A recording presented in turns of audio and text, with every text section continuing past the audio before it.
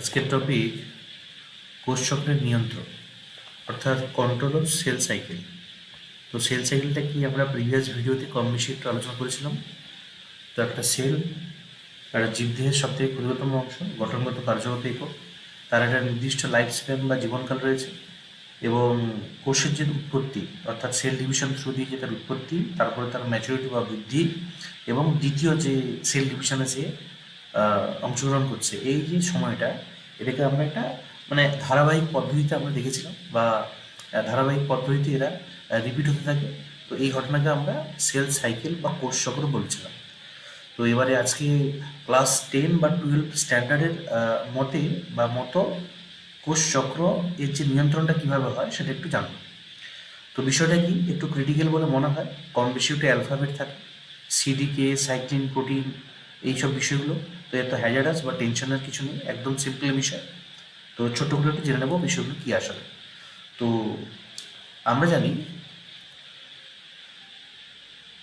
অর্থাৎ 1953 সালে হাওয়ার্ড এবং প্লেঙ্ক দুই বিজ্ঞানী কোষ চক্রকে বা সেল সাইকেলকে যে ভাগ করেছিল যে কয়েকটি দশাতে, যেমন এম ফেজ ছিল, তার মধ্যে G1, S এবং G2 ফেজ, এবং একটা ছিল মাইটোটিক ফেজ। কারণ মাইটোটিক ফেজে সেল ডিভিশন ঘটছে। এর মধ্যে 4টি ভাগ ছিল, যে প্রোফেজ, মেটাফেজ, অ্যানাফেজ এবং টেলোফেজ। এই অংশগুলো আমরা দেখেছিলাম।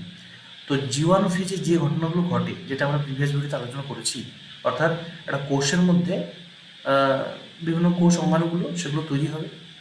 আবার এস ফেজ অর্থাৎ যে সিনথেসিস ফেজ, সেই সিনথেসিস ফেজে যে ডিএনএ ডুপ্লিকেশন ঘটবে বা আরএনএ সিনথেসিস ঘটবে অর্থাৎ ট্রান্সক্রিপশন ঘটবে, তার জন্য বিভিন্ন এনজাইমগুলো রেডি করে রাখার কাজ ছিল G1 ফেজে। সিনথেসিস ফেজে এনজাইমগুলো তৈরি হয়ে গেলে ডিএনএ ডুপ্লিকেশন অর্থাৎ রেপ্লিকেশন বা প্রতিলিপি গঠন, আরএনএ সিনথেসিস অর্থাৎ ট্রান্সক্রিপশন ঘটছে, আয়তন বাড়ছে। আর G2 ফেজে আরও অ্যাসেন্সিয়াল যে অন্যান্য প্রোটিনগুলো রয়েছে বা অ্যাস্ট্রালুসি বা বেমতন্তু গঠনের জন্য যে টিউবুলেন্ট প্রোটিন, তার তৈরি হয়ে নেওয়া, আবার এটিপিকে স্টোর করে রাখা, যেহেতু সেটা একটা এনার্জি কারেন্সি হিসেবে ইউজ হচ্ছে। তো যে বিবিধ কাজগুলো সঠিকভাবে হলো কি না সেইটা জানার জন্যে কিছু নিয়ন্ত্রণ বা কন্ট্রোল মেকানিজম আছে। তো সেই কন্ট্রোল মেকানিজমগুলোকে আমরা নাম দিয়েছি কি চেক পয়েন্ট। যেমনটা পথে ঘাটে আমরা পাই, হয়তো বন থেকে বেরিয়ে আসছে, সেখানে চেক পয়েন্ট রয়েছে যে বনে যে কোনো সম্পদ নিয়ে যাচ্ছে কিনা, বা ট্রাফিকে হঠাৎ করে আটকে চেক করে নেওয়া যে তার মধ্যে কোনো বিস্ফোরক কিছু আছে কিনা। ঠিক সেইভাবে একটা সেল সাইকেল বা কোষ চক্রের মধ্যে যে দশাগুলো আছে, যে যেমন গ্রোথ ফেজ, সিনথেসিস বা G2 বা M ফেজ, এদের যে কাজগুলো সঠিকভাবে হচ্ছে কিনা সেইটা কিছু প্রোটিন দ্বারাই নিয়ন্ত্রিত হবে। তো সেই যে চেক পয়েন্টগুলো কোথায় কোথায় চেক হচ্ছে সেটা আজকে পাঠ্য বিষয়। তো আমরা একটু ফটাফট জেনে নেব একদম ইজি ওয়েতে, যে এক্ষেত্রে 3টি চেক পয়েন্ট আমরা দেখব। কী কী দেখব? একটা আমরা পাচ্ছি G1 S চেক পয়েন্ট, একটা পাচ্ছি G2 M চেক পয়েন্ট, আর 3টে পাচ্ছি, অর্থাৎ তৃতীয় চেক পয়েন্টটা পাচ্ছি M চেক পয়েন্ট। অর্থাৎ দেখে না যে G1 যদি এটা হয়ে থাকে, G1 S চেক পয়েন্ট এখানে পাচ্ছি প্রথম চেক পয়েন্ট। দ্বিতীয় চেক পয়েন্ট আমরা কোথায় পাচ্ছি? যে G2 M ফেজে পাচ্ছি, যে G2 এবং M এক্ষেত্রে পেয়ে যাচ্ছি। যে সঠিকভাবে কাজ হলো কিনা তারা দেখে নেবে। এবং আরেকটা পাচ্ছি আমরা মাইটোটিক ফেজ। মাইটোটিক ফেজে যে 4টি দশা, সেই তৃতীয় চতুর্থ দশা বরাবর আমরা কিন্তু তৃতীয়টা পাচ্ছি, অর্থাৎ এক পাচ্ছি এখানে G1 S, G2 M পাচ্ছি এক্ষেত্রে, এবং তৃতীয়টা পাচ্ছি M ফেজে। আচ্ছা, এদের কাজগুলো কী কী চেক পয়েন্টের কাজ? আচ্ছা, G1 যে কাজগুলো হয়, অর্থাৎ আমরা একটু আগে বললাম যে একটা কোষের মধ্যে বিভিন্ন কোষ অঙ্গাণুগুলো তৈরি হবে, অর্থাৎ এর ক্ষেত্রে ধরো এন্ডোপ্লাজম রেটিকুলাম, ধরো গলগি বডি, জিবি, ধরো লাইসোজোম, ধরো মাইটোকন্ড্রিয়া, লাইসোজোম, এক্ষেত্রে ধরো মাইটোকন্ড্রিয়া, ধরো প্লাস্টিড। তাহলে এই যে অংশগুলো তৈরি হচ্ছিল কোথায়? G1 ফেজে হচ্ছিল। এরা তৈরি হয়েছে কিনা সেটা চেক করবে কে? G1 S। অর্থাৎ এরা তৈরি হলে পরে গিয়েই তারা সিনথেসিস পেজে আসবে। দ্যাটস ওয়াই কিন্তু এখানে এই চেক পয়েন্টের দ্বারা কিন্তু এই কাজগুলো দেখে নেওয়া হয় যে G1 ফেজে বা গ্রোথ ফেজে সঠিকভাবে কাজ হয়েছে কিনা। তাহলে এইটা একটা বিষয়, কোষ অঙ্গগুলো চেক করলো। আবার দেখলো যার একটা বড় কাজ হয়েছে যে ডিএনএ সিনথেসিস, অর্থাৎ ডিএনএ যে রেপ্লিকেশন বা ধরো ডিএনএ প্রতিলিপি গঠন, সেই প্রতিলিপি গঠনের জন্যে যে এনজাইমগুলো দরকার ছিল, সেই এনজাইমগুলো কি জি1 ফেজে সঠিকভাবে কাজ হয়েছে কিনা, সঠিকভাবে তৈরি হয়েছে কিনা, সেগুলো কিন্তু চেক করে নেবে কে, এই জি1এস চেক পয়েন্ট। দ্যাট মিনস এই প্রথম যে চেক পয়েন্ট, এটা কিন্তু সেটা চেক করে নেবে। আচ্ছা, দেখা গেল যে কোষ অর্গানেলের কাজগুলো হয়েছে, লিপিড প্রোটিন কার্বোহাইড্রেট তৈরি হয়েছে, ডিএনএ প্রতিলিপি গঠনের জন্য বা রেপ্লিকেশনের জন্য এনজাইম যে দরকার ছিল, সেই এনজাইমগুলো সঠিকভাবে কাজ হয়েছে। তাহলে গিয়ে এই চেক পয়েন্ট কিন্তু তাকে পাস করলে পরে যে কোষের যে অবস্থা, সেটা কিন্তু জি1 শেষ করে সিনথেসিস ফেজে প্রবেশ করবে। তাহলে সিনথেসিস ফেজে যখন প্রবেশ করছে, সেখানে কী ঘটবে, ডিএনএ সিনথেসিস ঘটছে, অর্থাৎ ডুপ্লিকেশন ঘটে গেল, আরএনএ তৈরি হয়ে গেল, এটিপি তৈরি হয়ে গেল। আচ্ছা, এই দশা যখন কমপ্লিট হয়ে যাচ্ছে, এই দশা কমপ্লিট হয়ে যাওয়ার পরে সে কিন্তু প্রবেশ করছে কোথায়, জি2 ফেজে। তাহলে জি2 থেকে কী আছে, তাহলে এই ইম্পর্টেন্ট কোষ অঙ্গাণুগুলো যেগুলো জি1 ফেজে ঘটেছিল, সেটা ব্যতীত আরও যে কোষ অঙ্গাণুগুলো আছে, সেটা জি2 ফেজে তৈরি হচ্ছে। আচ্ছা, ডিএনএ তৈরি হয়েছিল, আরএনএ তৈরি হয়েছিল, এক্ষেত্রেও কিন্তু অর্থাৎ জি2 ফেজেও কিন্তু আরএনএ ডুপ্লিকেশন বা আরএনএ সিনথেসিস ঘটবে, প্রোটিন কিছু তৈরি হবে, আবার কোষের আকৃতি বাড়বে, আবার কিছু কিছু ক্ষেত্রে সেন্ট্রিওলের ডুপ্লিকেশন ঘটবে। তাহলে এই যে কাজগুলো, এই কাজগুলো সঠিকভাবে হয়েছে কিনা, কেন একটা কোষের মধ্যে সেল ডিভিশন ব্যতীত কোষ অর্গানেলগুলো ডবল হয়ে গেছে, আকার আয়তন বেড়ে গেছে, ডিএনএগুলো ডবল হয়ে গেছে, আরএনএ সঠিক মাত্রায় প্রোটিন তৈরি করে দিয়েছে, কার্বোহাইড্রেট প্রোটিন ফ্যাট ভিটামিন থেকে সঠিক মেটাবলিজমে এটিপি সিনথেসিস এবং তার স্টোর, সেগুলো কিন্তু হয়ে গেছে। অর্থাৎ এরপরে কাজ বাকি কোনটা, এরপরে কাজ বাকি মাইটোটিক সেলে ঢুকলে পরে বা মাইটোটিক দশায় ঢুকলে পরে সেখানে যে প্রোফেজ, মেটাফেজ, অ্যানাফেজ, টেলোফেজ অর্থাৎ সেল ডিভিশন ঘটতে পারবে কিনা, সেই সব কাজগুলো চেক করে নেবে কি একদম লাস্ট শেষে এই জি2এম ফেজ। কী বললাম, জি2এম এই চেক পয়েন্টটা দেখে নেবে যে এই কাজগুলো সঠিক হয়েছে কিনা। কথা ক্লিন। এবং একদম শেষে আমরা চলে আসি যে মাইটোটিক যে দশা রয়েছে, সেই চেক পয়েন্টে কী কাজটা, অর্থাৎ জি1এস জি2 কাজ কমপ্লিট, এরা এই দশা থেকে ইমপ্রুভ হয়ে মাইটোটিক সেল ডিভিশনে চলে গেল। তাহলে মাইটোটিক সেল ডিভিশনে, অর্থাৎ মাইটোটিক সেল ডিভিশনে ধরলাম এটা মাইটোটিক, এটা জি2 ছিল, এক্ষেত্রে এস সিনথেসিস ছিল, এক্ষেত্রে জি1। তাহলে জি1 কাজ কমপ্লিট, জি1এস এই চেক পয়েন্ট ছেড়ে দিয়েছে। আচ্ছা, সিনথেসিস কমপ্লিট হয়ে গেল, গ্রোথ 2 নাম্বার ফেজেসে প্রবেশ করলো। একটু দাঁড়িয়ে যাই।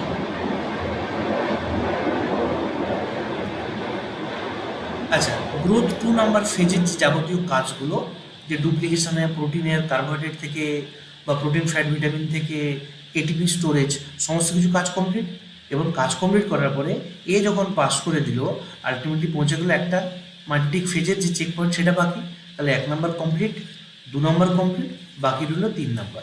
আচ্ছা, 3 নাম্বার কী কাজ করবে, তাহলে একটা কোষ ডিভিশন হওয়ার জন্যে অর্থাৎ ক্যারিওকাইনেসিসটা ঘটার জন্যে যে দশাগুলো ছিল, অর্থাৎ প্রোফেজ, মেটাফেজ, অ্যানাফেজ এবং শেষে টেলোফেজ। তাহলে এই দশাগুলো যখন শুরু হয়েছে, মেবি ধরো প্রোফেজের ক্ষেত্রে নিউক্লিয়াসের আকৃতিটা বাড়ছে, জল বিয়োজন হয়েছে, যে ডিএনএগুলো ছিল এই অবস্থায় তারা ধীরে ধীরে ধীরে ধীরে রৈখিক আকার ধারণ করেছে, স্থূল বা মোটা হওয়া শুরু হয়েছে। এবং এর চারদিকে যে নিউক্লিয়াস ছিল, সেই নিউক্লিয়াসটা ধীরে ধীরে বিলুপ্তি হওয়া শুরু হয়েছে কোথায়, প্রোফেজে। আচ্ছা, মেটাফেজে কী দেখা গেল, যে মেটাফেজ দশা আস্তে আস্তে এই যে নিউক্লিয়াস, সে কিন্তু পুরোপুরি কী হয়েছে, অবলুপ্ত হয়ে গেছে। তাহলে সাইটোপ্লাজমের মধ্যে টোটাল যে ডিএনএ স্ট্রাকচারটা, সেটা কিন্তু রান করছে। আবার কি দেখতে পাওয়া গেছে, এর মধ্যে যে সেন্ট্রোজোম ছিল সেটা ভেঙে গেছে, ভেঙে গিয়ে তার মধ্যে যে সেন্ট্রিওল ছিল, একটা এই মেরুতে, একটা বিপরীত মেরুতে পৌঁছে গেছে। আবার মাইটোটিক সেল ডিভিশনে কী দেখবো, সেক্ষেত্রে অর্থাৎ মেটাফেজ দশাতে অ্যাস্ট্রাল রশ্মি বা বেমতন্তু গঠনের প্রক্রিয়াটা শুরু হয়ে গেছে। আর কি দেখবো, যে যে ক্রোমোজোমগুলো অর্থাৎ যে ডিএনএগুলো পরস্পর স্থূল হয়ে এই ধরনের একটা স্ট্রাকচার গঠন করছে, এবং সেটা ধীরে ধীরে কোথায় চলে আসছে, ধীরে ধীরে নিরক্ষীয় অঞ্চলে কিন্তু এইভাবে সজ্জিত হওয়া শুরু হয়ে গেছে। তাহলে আমরা অ্যানাফেজ দশায় দেখতে পাবো যে কোষ ডিভিশনের সময় অ্যাস্ট্রাল রশ্মি বা বেমতন্তুগুলো এক একখানা ক্রোমোজোমকে এইভাবে বাইন্ড করছে বা ধরছে কাইনেটোকোর রিজিয়নে, এদিক থেকেও এইভাবে অংশগুলোকে ধরে নিয়ে আসছে। তাহলে ধরে নিয়ে এসে তারা বিপরীত মেরুর দিকে চলনটা অর্থাৎ টানা শুরু করবে, অর্থাৎ ক্রোমোজোমের চলনটা ঘটবে। কোশ্চেন হয় যে ক্রোমোজোমের চলন কোথায় দেখতে পাওয়া যায়? আমরা দেখতে পাই অ্যানাফেজ দশায়। কি বললাম? অ্যানাফেজ দশায় আমরা দেখতে পাই। আচ্ছা, যাই হোক, সম্ভব ইরেজ হয়ে গেছে, আমি একটু আরেকবার এঁকে দিচ্ছি। তো বেমতন্তুগুলো ক্রোমোজোমগুলোকে ধরে নেয়, তাই তো নাকি? যেহেতু নিরক্ষীয় অঞ্চলে এল শেপ, এম শেপ এইভাবে ছিল, তো বেমতন্তুগুলো ক্রোমোজোমগুলোকে কাইনেটোকোর অর্থাৎ একটা ক্রোমোজোমের এই যে রিজনটা দেখতে পাচ্ছি সেন্ট্রোমিয়ার রিজন, তাকে আমরা কাইনেটোকোর রিজন, কোনো প্লেট সদৃশ একটা অংশ থাকে, তার মধ্যে কিন্তু এই ধরনের অংশগুলো আমরা দেখতে পাই। তো একে যখন মেরুর দিকে টানতে শুরু করে তাকে আমরা ক্রোমোজোমের চলন বলছি, যেটা আমরা কোষ বিভাজনের অ্যানাফেজ দশায় দেখতে পাই, তাই তো নাকি? আচ্ছা, তাহলে যে চেক পয়েন্ট নিয়ে আমরা আলোচনা করছিলাম, মাইটোটিক যে চেক পয়েন্টটা, সেটা কি করছে? এই অ্যাস্ট্রাল রশ্মি বা বেমতন্তুগুলো সঠিকভাবে গঠিত হয়েছে কিনা সে দেখবে, 1 নম্বর পয়েন্ট। এবং দ্বিতীয়ত, যে ক্রোমোজোমগুলো এই নিরক্ষীয় অঞ্চলে, অর্থাৎ এই নিরক্ষীয় অঞ্চলে পৌঁছেছে কিনা, কেননা এই নিরক্ষীয় অঞ্চলে সজ্জিত হলে পরেই অ্যাস্ট্রাল রশ্মিগুলো তাকে কাইনেটো রিজিয়নে ধরে তাকে কিন্তু মেরুর দিকে টেনে নিয়ে আসবে। কেন? এর মধ্যে যে ক্রোমোজোম রয়েছে সেটা কিন্তু অলরেডি ডুপ্লিকেশন ঘটে গেছে। অর্থাৎ হিউম্যানের মধ্যে যদি 46 হয়, 46+46 কিন্তু থাকবে কোথায়? এই নিরক্ষীয় অঞ্চলে। ডুপ্লিকেশন অলরেডি ঘটে গেছে, এবং যেটা ঘটেছে কোথায়? গ্রোথ ফেজের সিনথেসিসে, এবং গ্রোথ ফেজ 2তে কিন্তু অলরেডি হয়ে গেছে। তাহলে এই যে দুটো জিনিস কি কি? বেমতন্তু গঠন এবং যে ক্রোমোজোমীয় চলন, কি বললাম? ক্রোমোজোমীয় চলন, এই দুটো জিনিস। এবং সাথে আরও একটা বড় বিষয় রয়েছে, সেটা হচ্ছে কি, যেটা ক্রোমোজোমীয় চলনের যে পূর্বে ঘটবে, সেটা হচ্ছে কোষের নিরক্ষীয় অঞ্চল। কোষের নিরক্ষীয় অঞ্চলে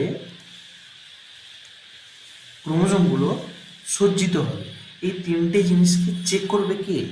চেক করবে এস মাইটোটিক চেক পয়েন্ট। অর্থাৎ চেক পয়েন্ট আমরা দুটো পেলাম, একটা G1S পেলাম, একটা পেলাম G2M, আর একটা পেলাম M। তাহলে এই তিনটে কাজ বা তিনটে যে কাজগুলো তারা চেক করছে এই চেক পয়েন্টগুলো। কথা কি আশা করি বোঝা গেছে? আচ্ছা, এইবারে একটা বিষয় চলে আসে পিকচার মধ্যে তাকাই। এটা একটা M ফেজ দেখতে পাচ্ছিলাম, এটা G2 ফেজ দেখতে পাচ্ছি, এক্ষেত্রে সিনথেসিস, এক্ষেত্রে G1। তাহলে G1 এর কাজ কমপ্লিট হয়েছে, এখানে ছিল চেক পয়েন্ট। এস এর কাজ কমপ্লিট হয়েছে, গ্রোথ ফেজে পৌঁছে গেছে G2 ফেজে যাবতীয় কাজ হওয়ার পরে সেলটা মাইটোটিক ফেজে হাজির। তাহলে মাইটোটিক ফেজে যে বিভিন্ন দশাগুলো আছে সেখানে কিন্তু রয়েছে কে? এম চেক পয়েন্ট রয়েছে। তো এম চেক পয়েন্ট সেই কাজগুলো করেছে। কথা কি? আচ্ছা, এবার আরও একটা বিষয় আমরা জানবো। কী জানবো? এই জায়গাটা একটু ভয়ভীতির বলে মনে হয়, কিন্তু একদম সিম্পল। একটু দেখে নেব। আমরা জানি যে দু ধরনের প্রোটিন আছে, যেটা আমরা জানি দু ধরনের প্রোটিন আছে, TEIN প্রোটিন। আচ্ছা, দু ধরনের প্রোটিন আছে যেটা আমাদের এই সেল সাইকেলকে কন্ট্রোল করে। কি কি? একটা হচ্ছে সাইক্লিন, আর এটাকে এই সাইক্লিন ডিপেন্ডেন্ট কাইনেজ, সেটাকে আমরা শর্টে কি বলি? CDK। অর্থাৎ সাইক্লিন নির্ভরশীল একটা কাইনেজ প্রোটিন। এই দু ধরনের প্রোটিন আছে, এবং এই যে কাইনেজ প্রোটিন, এটা সেল সাইকেলের প্রত্যেকটা দশাতেই থাকে। G1 ফেজেও থাকে, S ফেজেও থাকে, এবং G2 ফেজেও থাকে। তাহলে কাজ কে দেবে? এই যে সাইক্লিন প্রোটিনটা, এ কিন্তু কাজ করে। আবার ফার্দার এই সাইক্লিন প্রোটিনকে আমরা 4 ভাগে ভাগ করি। কি কি? একটা হচ্ছে A, একটা হচ্ছে সাইক্লিন বি, একটা হচ্ছে সাইক্লিন ডি, আর সাইক্লিন ই। দেখো সাইক্লিন সি কিন্তু নেই। কথা ক্লিন? তাহলে সাইক্লিন এ, সাইক্লিন সাইক্লিন ডি এবং সাইক্লিন ই। কথা ক্লিন? এইবারে গল্প। কি গল্প? একটু ছোট্ট করে একটু এই সাইডে একটু দেখে নিন। আচ্ছা, হোক। তো কথা হচ্ছে ঠিক সেইভাবে যে সাইক্লিন প্রোটিন, আশা করি দেখতে অসুবিধা হচ্ছে না। সাইক্লিন এ, সাইক্লিন বি, আর এবং সাইক্লিন ই, এই 4টে প্রোটিন কিন্তু আমাদের প্রয়োজন। এরাই কিন্তু সাহায্য করছে কাকে? এই যে সি, ডি এবং কে, অর্থাৎ সাইক্লিন ডিপেন্ডেন্ট বা নির্ভরশীল কাইনেজ প্রোটিনটাকে কন্ট্রোল করছে। এরা দুজন একসঙ্গে যুক্ত একটা কমপ্লেক্স গঠন করে। সেই কমপ্লেক্সটাই কিন্তু যে চেক পয়েন্টগুলো রয়েছে সেই চেক পয়েন্টে চেক করে। কি চেক করে? যে গ্রোথগুলো ঘটে থাকে এই গ্রোথ ফেজে, সিনথেসিস ফেজে, তারা কিন্তু সেটা কন্ট্রোল করে বা দেখে, এবং তারাই কিন্তু প্রলিফারেট করে বা সাহায্য করে যে কাজগুলো করতে বা কোনটা করে কোনটা হবে। আচ্ছা, একটু আটকে দেখি।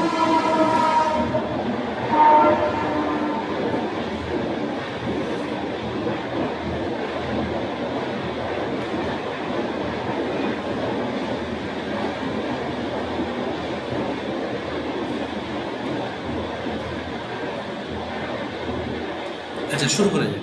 তাহলে চেক পয়েন্ট ছিল G1S, চেক পয়েন্ট ছিল G2M, আর একটা চেক পয়েন্ট ছিল M। এই তিনটে জায়গায় গ্রোথগুলো দেখে নেওয়া হয়েছে, চেক পয়েন্টগুলো বা গেটগুলো যেখানে যেখানে চেক হয়। এবং যারা চেক করে তারা কারা? এই যে সাইক্লিন ডিপেন্ডেন্ট প্রোটিন সিডিকে এবং সাইক্লিন, এরা যে কমপ্লেক্স তৈরি করে, কী কী কমপ্লেক্স তৈরি করে? এরাও তিন ধরনের কমপ্লেক্স তৈরি করে। কী কী সেটা একটু দেখে নিই, বা সেইটাই আমাদের জানার বিষয় আজকে। যে প্রথমটা ধরো G1S, সাইক্লিন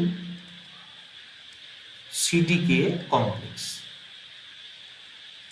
ঠিক আছে, সাইক্লিন এবং সিডিকে, কেননা সাইক্লিন ডিপেন্ডেন্ট কাইনেসটা তখন ইনঅ্যাক্টিভ যতক্ষণ না সাইক্লিন যে প্রোটিনটা তার সঙ্গে অ্যাড না হচ্ছে। কথা কি? এরা যুক্ত হলে সাইক্লিন সিডিকে একটা কমপ্লেক্স তৈরি করে। কোথায় করছে? G1S। কথা কি? আচ্ছা, এরপরে সেকেন্ড নাম্বারে চলে আসবো। কি আছে? এস বা সাইক্লিন সিডিকে কমপ্লেক্স। একদম সিম্পল, অর্থাৎ এস ফর সিনথেসিস। দেখেছিলাম আমরা এটা যেখানে পাস করছে, পাস করার পরে সেটা কোথায় ঢুকছিল? সিনথেসিস পেজে ঢুকছিল, গ্রোথ পেজে। G1 এর পরে সিনথেসিস পেজে ঢুকছিল। তাহলে সেই ক্ষেত্রে সে সেই অংশে সিডিকে সাইক্লিন এবং সিডিকে কমপ্লেক্স একটা গঠন করছে। পেলাম? তাহলে G1S সাইক্লিন সিডিকে কমপ্লেক্স, সিনথেসিস পেজে সাইক্লিন সিডিকে কমপ্লেক্স, এবং আরেকটা দেখতে পাচ্ছিলাম কি, সেটা হচ্ছে G2M সাইক্লিন সিডিকে কমপ্লেক্স। কথা কি? এবং এইসব জায়গায় কারা কারা কাজ করে সেটা একটু আমাদের বিষয়। কি কি জানবো? G1S G2 যে প্রথম ক্ষেত্রে, অর্থাৎ পরে একটু সাইডে চলে আসি। আচ্ছা, এখানে একটু সুবিধা স্বার্থে একটু এখানে দেখি। তাহলে G1S যে সাইক্লিন সিডিকে কমপ্লেক্স ছিল, এখানে কাজ করছে কে? সিডিকে যে কাইনেজ, এর দুটো অংশ রয়েছে, একটা হচ্ছে 4 নাম্বার, একটা হচ্ছে 6 নাম্বার। এই কাইনেজটা কাজ করছে কার সঙ্গে? সাইক্লিন ডির সাথে। কি বললাম? সাইক্লিন ডি এটা অ্যাড হচ্ছে সিডিকে 4 এবং সিডিকে 6 এর সাথে। কথা কি? এবং আরও একটা কাজ করছে কে? সিডিকে 2, সেটা কাজ করছে কার সঙ্গে? সাইক্লিন ইর সাথে। কথা কি? তাহলে এই যে দুটো অংশ, এই দুটো অংশ কোথায় কাজ করছে? G1S সাইক্লিন সিডিকে কমপ্লেক্স বলছি আমরা এই দুটোকে নিয়ে। তাহলে এরা প্রথম ক্ষেত্রে চেক করে নিচ্ছে কী কী কাজগুলো বাকি, কী কী কাজগুলো করতে হবে। ঠিক আছে, আশা করি বোঝা গেছে। আচ্ছা, এরা যে কাজ করে, কী কাজ করে? এরা একদম প্রথম ফেজে চলে যাবে। এবং প্রথম ফেজে এরা যে পরস্পর যুক্ত হয়, যুক্ত হওয়ার জন্য এদেরকে কী প্রয়োজন? এটিপি প্রয়োজন। কেন? এই এনার্জিটা না ব্যয় করলে এরা কিন্তু পরস্পর যুক্ত হতে পারে না, বা যুক্ত না হলে এরা কিন্তু অ্যাক্টিভ বা সক্রিয় হতে পারে না। তাহলে এরা কাজ করছে প্রথম ক্ষেত্রে। সেকেন্ড ক্ষেত্রে চলে আসি, যে সিনথেসিস সাইক্লিন সিডিকে কমপ্লেক্স। এখানে কে কে আছে? এটা এ ধরলাম, এক্ষেত্রে একটা বি ধরলাম। তাহলে এক্ষেত্রে কে কে কাজ করছে? সাইক্লিন কাজ করে। কোন সাইক্লিন প্রোটিন কাজ করে? এক্ষেত্রে সাইক্লিন প্রোটিন এ কাজ করছে। এ কার সঙ্গে যুক্ত হয়? সিডিকে, অর্থাৎ কাইনেজ প্রোটিন সব জায়গায় বলেছিলাম। তো এই যে কাইনেজ প্রোটিন, এক্ষেত্রে সিডিকে 2, অর্থাৎ যে কাইনেজ প্রোটিন 2 সে যুক্ত হচ্ছে সাইক্লিন এর সাথে। সাইক্লিন এর সাথে যুক্ত হলেই সে কিন্তু চেক করে নেয়। কি চেক করে নেয়? যে সিনথেসিস ফেজে ডিএনএ ডুপ্লিকেশন হয়েছে কিনা, আরএনএ ডুপ্লিকেশন বা আরএনএ যে সিনথেসিস সেটা হয়েছে কিনা, এটিপি সঠিকভাবে ব্যয় হচ্ছে কিনা, এই তিনটে কাজ কিন্তু সে দেখে নেয়। আর এর প্রিভিয়াস যেটা আমরা দেখেছিলাম, এই দুটো প্রোটিন অর্থাৎ সিডিকে 2, সিডিকে 4, সিডিকে 6 এবং সিডিকে 2 পরস্পর তারা সাইক্লিন ডি, সাইক্লিন ইর সঙ্গে যুক্ত হয়ে তারা চেক করে নিচ্ছিল G1 ফেজে যে ডিএনএ সিনথেসিসের জন্য প্রয়োজনীয় এনজাইম সঠিকভাবে হয়েছে কিনা, আবার চেক করে নেয় সেল অর্গানেলসগুলো অর্থাৎ কোষ অঙ্গাণুগুলো সঠিকভাবে সিনথেসিস হয়েছে কিনা বা ডুপ্লিকেশন ঘটেছে কিনা, এই কমপ্লেক্স কিন্তু চেক করছে। তাহলে দ্বিতীয়টা কমপ্লিট হলো। এবার তৃতীয় নম্বরে চলে আসি। তৃতীয় নম্বরে রয়েছে G2M, এক্ষেত্রে সাইক্লিক সিডিকে কমপ্লেক্স। তাহলে এই যে কমপ্লেক্সটা, এর মধ্যে কোন কোন প্রোটিন কাজ করছে? এর মধ্যে কাজ করে সাইক্লিন বি কাজ করছে, কার সঙ্গে যুক্ত হয়? সিডিকে বা সাইক্লিন ডিপেন্ডেন্ট প্রোটিন 1 কাজ করছে।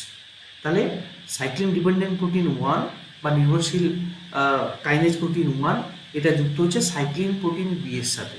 এই দুটো একসঙ্গে যুক্ত যে কমপ্লেক্স গঠন করছে, তারা চেক করে কি চেক করে? তারা চেক করে যে কোষের মধ্যে বা কোষের ওই ফেজে অর্থাৎ সিনথেসিসের যে পরের ফেজ, সেই ফেজে সঠিকভাবে এটিপি রেগুলেট হয়েছে কিনা, এটিপি স্টোর হয়েছে কিনা। আরও চেক করে নেয় যে সেই দশাতে অন্যান্য যে প্রোটিনগুলো বা প্রোটিন তৈরির জন্যে যে আরএনএ সিনথেসিস সেটা সঠিকভাবে হয়েছে কিনা। আরও চেক করে নেয় যে কার্বোহাইড্রেট, প্রোটিন, ফ্যাট বা এই ধরনের অংশগুলো থেকে এটিপি এর সিনথেসিস এবং কিছু কোষ অঙ্গাণু অর্থাৎ কিছু কোষ অঙ্গাণু যেগুলো কোষকে পরিপূর্ণতা প্রদান করে, সেগুলো তৈরি হয়েছে কিনা। অর্থাৎ G2M অর্থাৎ এম ফেজে পৌঁছানোর জন্য G2 ফেজে যাবতীয় যে কাজগুলো, সেটা কিন্তু চেক করছে কে? এই ধরনের কমপ্লেক্স বা সাইক্লিন প্রোটিন, তার সঙ্গে সঙ্গে সাইক্লিক ডিপেন্ডেন্ট কাইনেজ প্রোটিন একসঙ্গে যুক্ত হয়ে সেই কাজগুলো সঠিকভাবে হয়েছে কিনা চেক করে নেয়। তাহলে আমরা জানলাম যে চেক পয়েন্টগুলো কোথায় কোথায় রয়েছে। আমরা জানলাম চেক পয়েন্টগুলো কোথায় কোথায় রয়েছে। G1 এসে রয়েছে, আবার আচ্ছা একটু ডিস্টার্ব হলো, হ্যাঁ দেখতে পাচ্ছি যে G1S এই অংশে রয়েছে।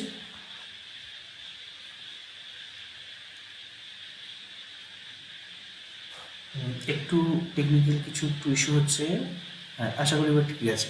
আচ্ছা G1S এই পয়েন্টে চেক পয়েন্ট, আবার দেখতে পেয়েছিলাম কি G2M এইখানে চেক পয়েন্ট, এবং একটা মাইটোটিক সেল ডিভিশন যেখানে ঘটছে এখানে একটা চেক পয়েন্ট রয়েছে। এবং আমরা সাথে সাথে এটাও দেখলাম সেই চেক পয়েন্ট বলতে কারা কারা কাজ করছে, যে সাইক্লিন প্রোটিন এবং সাইক্লিন ডিপেন্ডেন্ট কাইনেজ প্রোটিনগুলো কাজ করছিল। তাহলে প্রথমটিতে কাইনেজ কী কাজ করছিল? CDK2 কাজ করছিল, কার সঙ্গে কাজ করছিল? সাইক্লিন প্রোটিন ই এর সঙ্গে কাজ করছিল। এবং সেই একই চেক পয়েন্টে CDK4 এবং 6 সে যুক্ত হয়েছিল কার সঙ্গে? সাইক্লিন ডি এর সঙ্গে কাজ করছিল। এই দুটো কমপ্লেক্স কাজ করছিল প্রথম চেক পয়েন্টে, একদম ক্লিন পরিষ্কার। এবং বি থেকে কাজ করছিল, যে বি অর্থাৎ যে সিনথেসিস ফেজ, সেখানে কাজ করছিল CDK2 প্রোটিন কাজ করছিল, সে যুক্ত হয়েছিল সাইক্লিন এর সাথে, এই কমপ্লেক্স গঠন করেছিল। এবং 3 নম্বর আমরা জানলাম একদম শেষ চেক পয়েন্টে কারা কাজ করছে, সেখানে কাজ করছে CDK1 কাজ করছিল, কার সঙ্গে? সাইক্লিন প্রোটিন এ কাজ করছে। তাহলে এরাই পরস্পর সেই ফেজগুলো বিভিন্ন কাজগুলোকে নিয়ন্ত্রণ করবে। আমরা সেল সাইকেলের যে কন্ট্রোল বা নিয়ন্ত্রণে এই 3টি চেক পয়েন্ট এবং এই 3টি প্রোটিন এবং প্রোটিন কাইনেজের যে কমপ্লেক্স, এই সম্পর্কে একটু জানব। আচ্ছা এরপরে একটু চলে আসি একটা বড় বিষয়, যে এই যে সেল সাইকেলগুলো এই যে ইম্পর্টেন্স কেন, কিসের জন্য এত ইম্পর্টেন্স বা কেন পড়বো আমরা। তো বিষয় হচ্ছে একটা কোষের মধ্যে যে যাবতীয় বিভিন্ন যে কাজগুলো ঘটে, অর্থাৎ আমরা জানি বিভিন্ন ধরনের কোষ অঙ্গাণুগুলো রয়েছে এবং বিভিন্ন কোষ অঙ্গাণুর বিভিন্ন কাজ রয়েছে। কে শক্তি প্রদান করছে বা কে কোষকে বাঁচিয়ে রাখার জন্য বিভিন্ন ধরনের যে উপাদানগুলো বা মেটাবলিজম বিভিন্নভাবে কাজ করছে। তো কথা হচ্ছে একটা সেল সাইকেলের মধ্যে যে ফেজগুলো আমরা দেখলাম, G1S G2 এবং এক্ষেত্রে এন মাইটোটিক ফেজ, এক্ষেত্রেও প্রোফেজ, মেটাফেজ, এনাফেজ এবং টেলোফেজের বিষয় রয়েছে। তো কথা হচ্ছে একটা কোষ একটা কমপ্লেক্স বিভিন্ন ধরনের কোষ অঙ্গাণু আছে, তো তারা সঠিকভাবে কাজ করে কিনা সেটা কিন্তু রেগুলেট করতে গেলে এই ধরনের বিভিন্ন চেক পয়েন্ট এবং সেই চেক পয়েন্টে কোন প্রোটিন বা কোন কাইনেজ কাজ করছে সেটা আমরা জানব। ইম্পর্টেন্স কেন? তো সঠিকভাবে যেহেতু মাল্টিপল কাজ, প্রচুর কাজ, কোনটার পরে কোনটা হচ্ছে কিনা, বা একটা কোষের সঙ্গে আর একটা কোষের সামঞ্জস্য, বা একটা কাজের সঙ্গে আরেকটা কাজের যে সামঞ্জস্য একই কোষে রাখতে গেলে চেক পয়েন্টের কোনো প্রয়োজন, খুবই প্রয়োজন। না হলে সঠিকভাবে কিন্তু কাজ হবে না। কেন হবে না? কারণ আমরা প্রথমেই জানলাম যে G1 ফেজে নাকি ডিএনএ সিনথেসিসের জন্য প্রোটিন তৈরি হয় বা এনজাইম তৈরি হয়। আবার সেই এনজাইমগুলো না তৈরি হলে নিশ্চয়ই ডিএনএ সিনথেসিস হবে না বা রেপ্লিকেশন ঘটবে না। আবার ডিএনএ যদি সঠিকভাবে ডুপ্লিকেশন না ঘটে, তাহলে মাইটোটিক ফেজে যখন যাবে, তাহলে সেক্ষেত্রে যে অ্যানাফেজ দশাতে আমরা জানি ক্রোমোজোমের চলন, সেই ক্রোমোজোমের চলনে সঠিকভাবে যে ক্রোমোজোম রয়েছে সেটার বন্টন হবে না। আবার কি, আরএনএ সিনথেসিস যদি না হয়, তাহলে সে প্রত্যেকটি দশাতে সঠিক মাত্রায় প্রোটিনের সাপ্লাই দিতে পারবে না। আবার কি কি, যে G1 ফেজে যে কোষ অঙ্গাণুগুলো ছিল, সেই অঙ্গাণুগুলো যদি সঠিকভাবে আবার যদি না তৈরি হয়, অর্গানেলস সঠিকভাবে যদি না তৈরি হয়, তাহলে নিশ্চয়ই একটা কোষ ভবিষ্যতে যখন একটা কোষ থেকে দুটো কোষ তৈরি করবে, তাহলে দেখা যাবে যে একটার মধ্যে রয়েছে হাজারখানা মাইটোকন্ড্রিয়া, অন্যটাতে হয়তো রয়েছে 50টা মাইটোকন্ড্রিয়া। তাহলে সমবর্তনের কোনো গল্প নেই, হবে না নিশ্চয়ই। তাহলে সেল ডিভিশনটা সুস্থভাবে হবে না। তাহলে টোটাল যাবতীয় সব কাজের জন্য এই চেক পয়েন্ট এবং প্রোটিন এবং কাইনেজের এই কমপ্লেক্সটা অবশ্যই প্রয়োজন রয়েছে। আর এটা যদি না হয়ে থাকে, তাহলে সেল কী হবে? সেলের যে সঠিক কাজ, সঠিক লাইফ স্প্যান, সেটা কিন্তু ডিস্টার্ব হবে এবং সেলটা ধীরে ধীরে অ্যাবনর্মাল হয়ে যাবে। কী বললাম? সেলটা ধীরে ধীরে অ্যাবনর্মাল হয়ে যাবে। এবং আমরা জানি অ্যাবনর্মাল সেল ভবিষ্যতে সেটা টিউমারের জন্ম দেয়, এবং সেই টিউমার ভবিষ্যতে আরও ধীরে ধীরে সে কিন্তু ক্যান্সারাস সেলে পরিণত হয়। এবং ক্যান্সার মানে কী জিনিস আমরা জানি। আবার কিছু কিছু ক্ষেত্রে অ্যাপোপ্টোসিসও হয়ে যায়। কেন? প্রোগ্রাম সেল ডেথকে আমরা অ্যাপোপ্টোসিস বলি। তো বিষয়টাই যে সঠিকভাবে রেগুলেট হওয়ার জন্যে এবং সুস্থ থাকার জন্যে, বা কোষের সঠিক যে কাজ, কোষ অঙ্গাণুগুলোর সঠিক কাজ, স্পন্টেনিয়াস ধারাবাহিক কাজগুলো, এবং একটা নির্দিষ্ট লাইফ স্প্যান বা একটা সেল সাইকেলের ক্ষেত্রে একটা যার জন্ম এবং তারপরে আবার কোষ ডিভিশন হয়ে একটা থেকে দুটো কোষ তৈরি হওয়া, এই যে টোটাল প্রক্রিয়াটা, তার জন্য কিন্তু সেল সাইকেলের অবশ্যই একটা নির্দিষ্ট প্রয়োজন রয়েছে। তাহলে আজকে আমরা এই এতটুকুই জানলাম। এখানে একটু কোষ ডিভিশনের একটা ইস্যু দেখানোর চেষ্টা করা হয়েছিল, অ্যাবনর্মাল কেসেস। তো আশা করি আজকের বিষয়ে কম বেশি তোমরা একটু জানবে। তো আজকের জন্য এতটুকু।